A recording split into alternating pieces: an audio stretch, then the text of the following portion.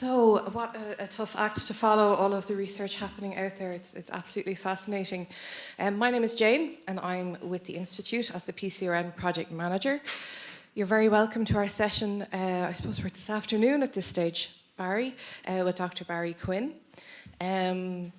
Sort of in thinking about this session, I was thinking it very much as a fireside chat, so I hope everybody has brought their slippers today. We'll have a nice, relaxing chat. Barry, I suppose, Dr. Barry Quinn, you are a PCRN member. You are chair of the Special Interest Group for Psychological, Social and Spiritual Care. Could you give us a bit of insight into your research journey to date? How did you get here? Right, just to say, what I was asked to do is I don't want to come across as an expert, but somebody who has a lifelong interest in spirituality. And I think for a lot of researchers, our interest begins with lived experience, particularly our life experience, but also our clinical experience. I first set foot in a hospice over 40 years ago, Our Lady's Hospice in Dublin. And at that time, I was a volunteer. I was a healthcare assistant, and I was studying to be a priest. And then shortly after I was ordained a priest, I was asked to go back to that hospital as a pastoral care person. And then after a number of years, I went into nursing, and I've had a career in nursing. The reason I say that is, I'm a great believer in the lived experience, and I think the survey this morning showed that. I think, observation, learning from the people we support, the patients and families, and it's great to hear voices for carers. I mean, Francis and Fiona clearly demonstrated the voice that we all learn from.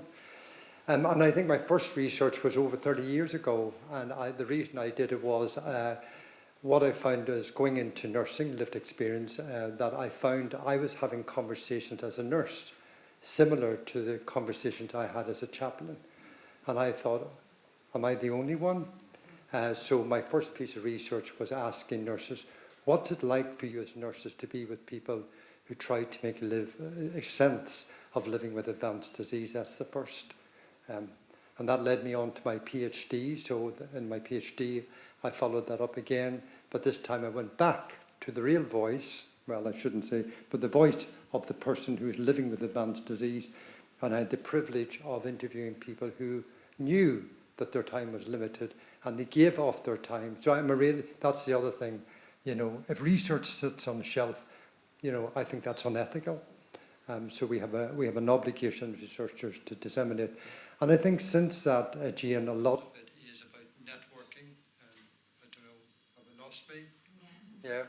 Okay, back in. So I think a lot of it is about networking. So I was saying to you, I've had the opportunity to do international research between London and Vancouver. Fascinating study, working with pastoral care workers, nurses, managers, and it was we published a book called Prayer as Transgression, so looking at the place of prayer in the workspace. And my most recent research was working with staff within Queen's University, looking at, does my awareness of my religion or my awareness of my spirituality open me more to the diversity that exists within the wonderful island of Ireland, or does it actually close me down? In fact, the more, this research showed, the more I am in touch with my spirituality and my religion, the more open I am to people's beliefs and values. And I think that's fascinating. And it goes on, and you've heard the survey. Super, thanks so much for your insight there. And I suppose your experience of am I the only one, I think is a very common experience among the researchers. Am I missing something? What am I not getting? But I think that's what drives us forward. Very interested in your Vancouver project. Could you give us a little insight there into how it came about? Because international research, interdisciplinary, to actually come out with a book out of it is phenomenal. So yeah, and again, honestly, it's about networking. It's about conversations on the corridor. I was talking to Daniel and John, and we can already see something might come of that conversation. That's where research begins. the collaboration. And it really was, I was deputy chief nurse in one of the London hospitals, and I was the manager of the lead chaplain for the chaplaincy team. I think it's fascinating in London that we had 3 prayer spaces. One was a mosque, one was a church, and one was a prayer, a quiet place. So that inclusivity was great. And I didn't lead that, my chaplain colleagues would have done that. And then the chaplain was, was asked, would she like to be involved in a piece of research? And she asked me as her manager, would that be okay? And I was fascinated. And I said, can I have a bit of that? So I came on board. And really what we did, we interviewed people, nurses, we interviewed people living with illness, we interviewed doctors about this whole idea of prayer and whether it transgresses, the workplace. And it was quite really interesting. It's well worth a read. It's published now. But it was quite interesting because one of the things I think we feel challenged by, Rory's gone now, so I'm going to say it because I think he's gone. Oh, Rory, you're there. So sorry, Rory. So the reason I'm saying, but you understand what I'm saying. When I first started working in the hospice 40 years ago, there was one doctor, and his name was John McCarthy. One doctor for ladies' hospice. And what I have observed is what I see sometimes as the over-specialisation of palliative care. Now, there's absolutely, Rory, what I want to say is we are really pleased that the government is going to fund these places. But what we don't want is that we have so many specialists that we are de-skilling the bedside people. So one of the posters down there is about the healthcare assistant who delivers care, the GP who delivers care, the community nurse at the kitchen table delivering care. I'll stop on this. The other thing too is spirituality is not the domain of pastoral care or chaplains, okay? Psychology is not the sole domain of psychologists and counsellors. Care is not the domain of nurses only. Medicine is not simply the domain of medicine. We all have a role to play. And I think my challenge, maybe over my years of experience, is let's not lose that as we move forward, that everybody has a role to play. So, somebody might open up to the person who's cleaning the floor around the bed. They've built up a relationship, and it might be that very person that will talk about, what this is doing to my beliefs and values. That is a spiritual care conversation.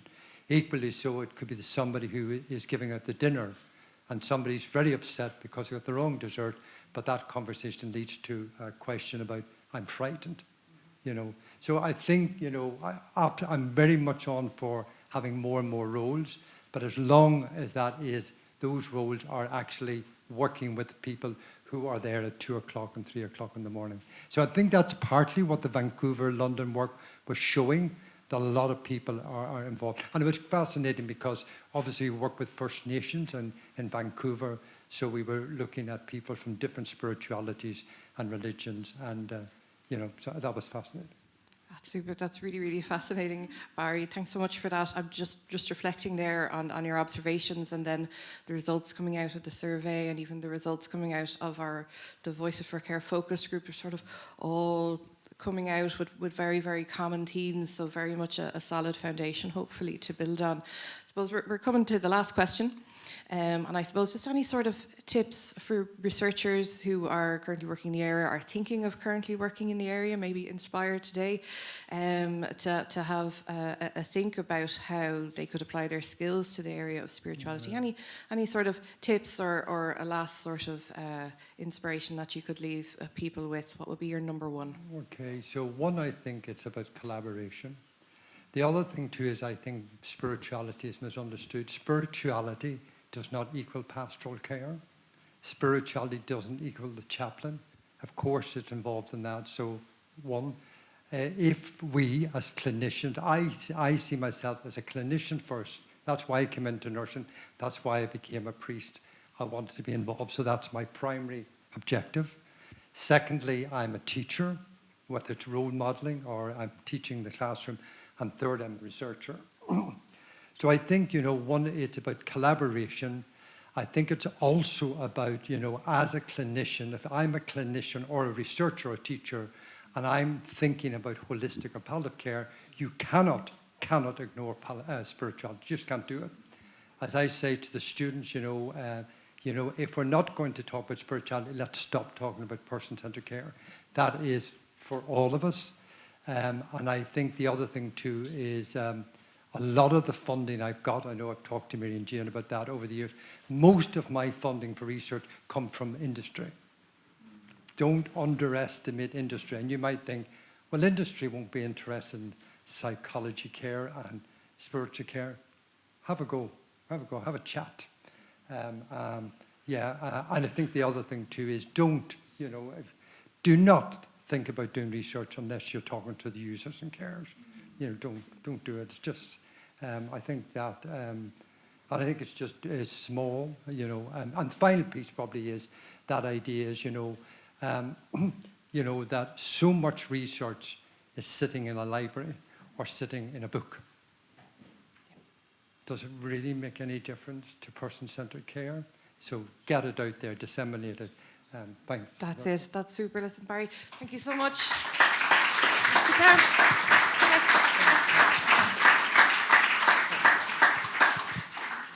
And just to say, really, really interesting insight. I think we could have gone on there, Barry, but perhaps the next time. So I think the panel session